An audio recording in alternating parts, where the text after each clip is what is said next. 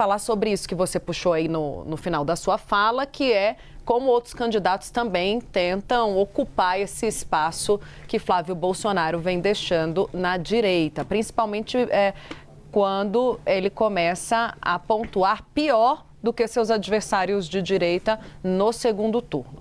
A gente acompanhou, eu estava aqui com vocês durante o fim de semana, as convenções partidárias que oficializaram as candidaturas de Flávio Bolsonaro e depois de Ronaldo Caiado à presidência da República. Essas convenções deixaram expostas os desafios que os dois nomes da direita vão enfrentar para firmar essas candidaturas daqui por diante.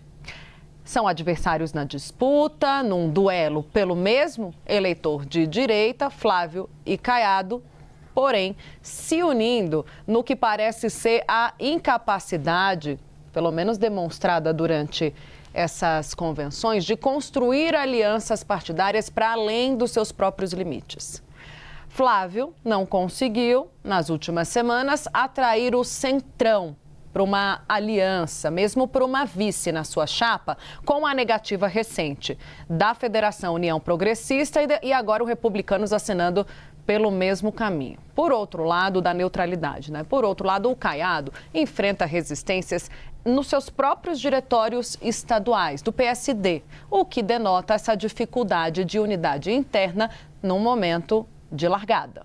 No PL, a convenção foi desenhada para reafirmar a identidade do bolsonarismo. Se a gente prestar bastante atenção nos discursos, a gente vê Flávio Bolsonaro concentrando a sua mensagem na continuidade do legado do seu pai, o ex-presidente Jair Bolsonaro. Um discurso dele e de aliados, recuperando as bandeiras tradicionais do bolsonarismo, combate ao socialismo, antipetismo, críticas ao judiciário e referências aos atos de 8 de janeiro. A estratégia foi reforçada pela participação do presidente da Argentina, Javier Milei, apresentando a eleição brasileira como decisiva para o futuro da direita na América Latina. Sem a adesão de outros nomes da direita, entraves no próprio PSD, Ronaldo Caiado tem optado por uma outra saída, que não seja a do convencimento mais de grupos aliados. O ex-governador de Goiás apresenta-se como o candidato de direita com maiores chances de competitividade contra Lula no segundo turno. Em vez de disputar a liderança do bolsonarismo, o que Caiado tem feito?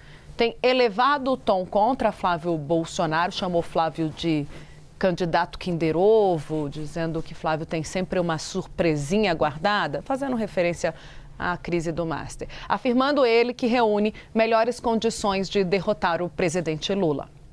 A estratégia de Caiado tem respaldo nas pesquisas mais recentes de vários institutos da Quest, por exemplo, do Paraná Pesquisas, da Big Data, mostrando o governador de Goiás ou numa situação competitiva, que é de empate técnico com o presidente Lula, ou até em algumas simulações um pouco à frente do que Lula no segundo turno. Já Flávio Bolsonaro tem registrado perda de fôlego nos últimos levantamentos, aparecendo ali atrás do presidente em vários cenários, explicando, portanto, a decisão de agora de concentrar a sua campanha na mobilização dessa base bolsonarista e na associação dele com o legado do pai, o ex-presidente Jair Bolsonaro. Em resumo, as convenções mostram que, de um lado, o Flávio aposta na identidade do bolsonarismo para fidelizar o seu eleitor que andou um tanto inseguro, com questionamentos sobre a sua relação com Daniel Worcaro, enquanto Ronaldo Caiado tenta convencer o eleitor de direita que tem mais chances de derrotar o presidente Lula nas urnas. Aliás, a gente entrevistou com exclusividade o Ronaldo Caiado, candidato do PSD, depois dele ser oficializado candidato à presidência da República. O ex-governador de Goiás disse que não precisa de muleta, em referência ao apoio de líderes estrangeiros a outros candidatos, como fez Flávio Bolsonaro com Milei. Vamos ver. Eu sou um candidato, modéstia à parte, que eu preciso de ser avaliado pelo povo brasileiro. Eu não preciso de muleta de nenhum outro país de fora. Não.